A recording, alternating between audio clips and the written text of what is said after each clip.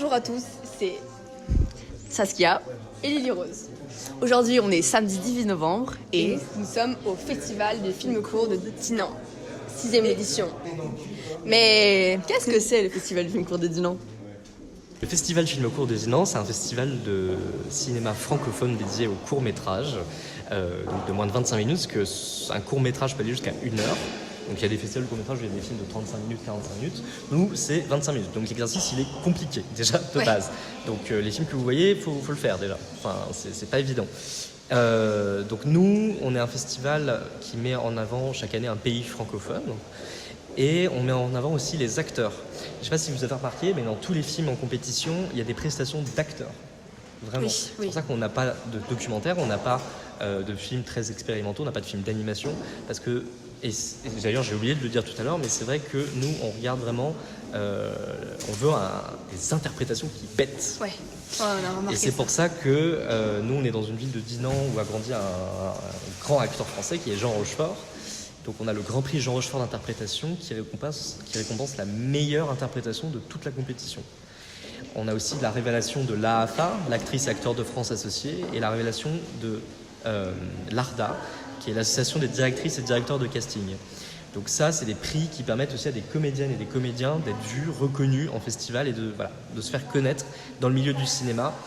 Donc voilà, et on a beaucoup de rendez-vous de cinéma autour de problématiques qui touchent les acteurs et les actrices, sur l'égalité homme-femme par exemple, etc., etc.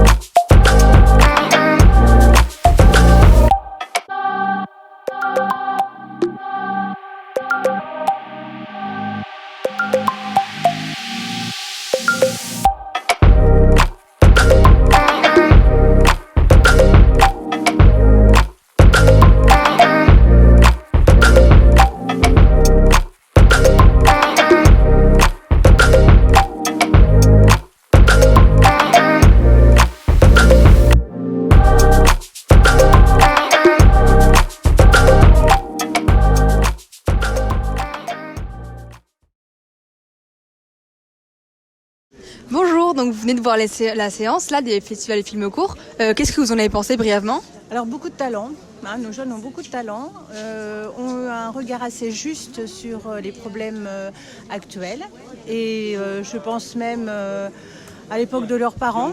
C'est quelque chose de très touchant, très, très, très bien senti, très bien révélé, très bien analysé, très bien joué aussi. Et vraiment, beaucoup d'étonnement de voir autant de talent chez nos jeunes, voilà, avec un regard très, avec un sens d'analyse très important. Ok, merci beaucoup. Bonjour, est-ce que vous pouvez vous présenter brièvement s'il vous plaît ? Bonjour, moi je suis Marie Petiot. Et moi Florence Fauquet, et on est donc les réalisatrices et actrices et scénaristes du film Rythme Madame Joseph qui a été présenté en compétition aujourd'hui. Ok. Est-ce que vous pouvez nous donner un peu le pitch de votre court-métrage ? C'est les 2 pires employés de mairie de France qui vont être amenés à devoir s'occuper des funérailles d'une indigente, de Madame Joseph. Et elles vont trouver une mystérieuse lettre. Est-ce que c'est compliqué d'être réalisatrice et actrice en même temps sur le plateau ? Ouais. C'était un gros challenge. On avait une équipe géniale qui nous a hyper bien entourés, donc c'était trop cool. Important. Ouais, vraiment. On a beaucoup préparé aussi. Ouais. Ça nous a beaucoup aidé, ça a beaucoup préparé avec l'équipe, de pouvoir répéter. Donc en fait, on savait exactement ce qu'on racontait, notre équipe aussi. Donc voilà. Ouais, s'il y a plus long, on va essayer de trouver peut-être une autre formule parce que là, sur de 5 se faire jours, des retours pendant qu'on est en train de jouer, Ouais. c'est ça qui peut être un peu plus touchy. regarder le cadre, le valider. Enfin, on n'avait plus de cerveau quoi. Sur 5 jours, ça tient, mais si tu pars sur un long, c'est pas, je sais pas. Waouh.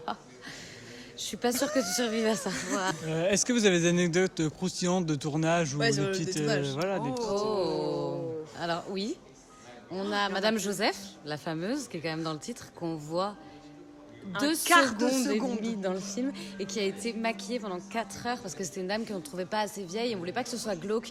Elle avait une 50aine d'années, je pense. Ouais, cette dame. on la voit Et pas dans donc- le court-métrage. Non, on ne la voit pas. Parce que c'est ça le. Tu clignes des yeux, tu la vois. Top, Non, j'allais faire une autre anecdote. Bah, vas-y, fonce. Bah, quand même, on a tourné dans un funérarium et un crématorium. Oui. Donc c'est quand même très particulier. Ouais. On a quand même Ouais. des gens qui sont... Il y a des cérémonies à côté. Enfin, Ouais. on était en tournage avec nos caméras. Enfin, Ouais. un délire. ça, c'était quand même très, très particulier. Quoi. Et en même temps, on s'est dit qu'on ramenait un peu des énergies. Voilà. Et Dans- même dans la des lieux famille comme qui nous ça, accueille, quoi. c'est un pote à nous qui est croque-mort.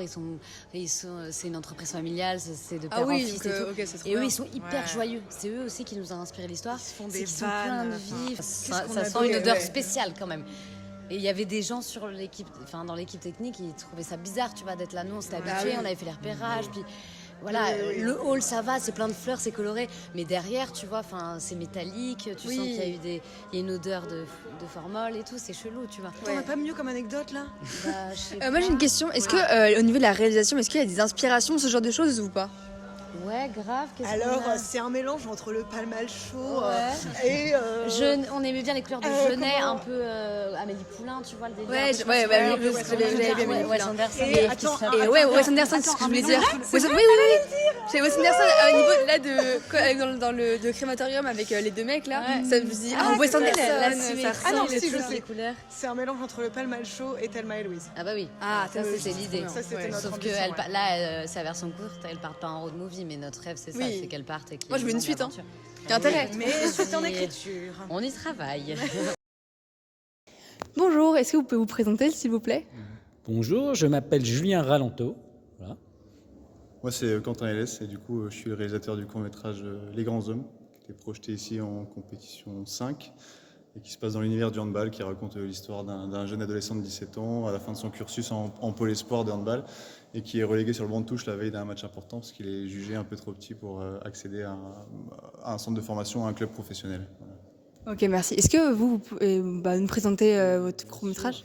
Alors moi, j'ai réalisé Parmi tous ces visages, qui est un court-métrage qui raconte l'histoire d'un mineur étranger qui vient d'Afrique du Nord. Et pour échapper à un patron véreux à qui il a pris l'argent que ce patron lui devait, va se réfugier sur le tabouret d'une portraitiste de rue. Et voilà, c'est une histoire entre cette portraitiste de rue et lui-même. Et c'est sur le regard et sur l'art comme moyen de soigner, de réparer les douleurs de chacun. Voilà. Ok, merci. Et j'ai vu qu'il y a plusieurs langues, vous, dans votre court-métrage. Est-ce que vous pouvez nous en parler un peu, la difficulté avec les deux langues, etc. Alors, surtout qu'effectivement, il y a les deux jeunes qui viennent d'Algérie parlent le dialecte algérien, et moi-même, je ne parle pas le dialecte algérien. Donc, on a fait appel à deux comédiens qui sont d'origine d'Algérie, mais qui sont français, et qui ne parlent pas ce dialecte algérien, si ce n'est qu'ils l'entendent parce que leurs parents ou des oncles et tantes le parlent. Et donc, on a eu l'aide de ces oncles et de ces tantes pour d'abord pour traduire les dialogues, et puis après pour les coacher, pour qu'ils parlent cette langue avec le bon accent, etc. Mais voilà, c'est pas des bilingues dialecte algérien. Donc voilà. Et vous, c'est une vraie équipe de handball. Enfin, comment ça s'est fait pour ça? Non, c'est pas du tout une vraie équipe de handball du coup, mais c'est quand même des handballeurs pour certains, pas tous. Le rôle principal est vraiment handballeur, donc lui il savait jouer. Mélange d'handballeurs et de non-handballeurs, il y a finalement assez peu de scènes de jeu, et en tout cas les scènes de jeu sont très concentrées sur le personnage principal. Donc voilà, lui a les bons gestes et globalement ça suffit, quoi. Est-ce que vous pouvez nous présenter un peu votre parcours dans le domaine du cinéma et même pas dans le cinéma, enfin votre carrière? Alors moi, c'est important de le dire, j'ai fait des études plutôt littéraires, donc d'où cette sensibilité artistique. Après, j'ai intégré une école de commerce, donc rien à voir. Mais durant cette école de commerce, j'ai fait un premier court-métrage avec une association qui s'appelle le groupe de recherche et d'essais cinématographiques. Je le dis parce que voilà, les gens qui veulent écrire, ils financent les premiers courts-métrages. Donc ça m'a permis de faire un premier cours. Après, comme j'avais fait une école de commerce, je suis allé faire de la production. Et puis j'ai produit des films, des courts, un long, d'ailleurs que vous avez peut-être vu, qui s'appelle Amour et Turbulence. Il date de 10 ans, mais voilà, avec Ludivine Sagnier et Nicolas Bedos. Et puis ces dernières années, je suis revenu à des envies d'écriture et de réalisation, d'où ce court-métrage que vous avez vu durant ce festival. Voilà. Ok, Donc, merci. une double casquette, production et scénario et réalisation. Ah oui, donc vraiment gros boulot là. Ouais, voilà, exactement. Et vous? Moi, du coup, après le handball, j'ai fait une fac de. Bon, j'ai arrêté le handball vers 20 ans. Après, j'ai fait une fac d'art du spectacle et d'audiovisuel à Metz, option cinéma. Moi, j'ai adoré parce qu'il y avait vraiment un cursus très théorique d'histoire du cinéma, etc. Et en parallèle, on a pu monter des associations, etc. Donc, pour découvrir un petit peu la pratique. Après, j'ai fait l'école de Luc Besson, qui a ouvert une école à l'école. Enfin, c'était l'école de la Cité en 2012. Je suis pas resté très longtemps, ça m'a pas beaucoup plu. Je crois que c'était un peu bancal à l'époque. Et je me suis un peu formé sur le scénario ensuite. Et aujourd'hui, je travaille en parallèle de mes projets de fiction que j'essaie de développer. Je travaille en parallèle plutôt sur du montage vidéo et du cadre et du montage vidéo, quoi. Mais sur des vidéos institutionnelles, des films d'entreprise, des choses comme ça. C'est vrai que sur le montage, moi, du coup, je passe des journées à monter des trucs et ça m'a quand même, je pense, donné un petit sens du rythme parce que j'ai monté le court-métrage aussi. Et j'étais plus à l'aise en tout cas avec ça, quoi. Ok. Bah merci, on a terminé. Merci à vous et bonne continuation. Super, merci.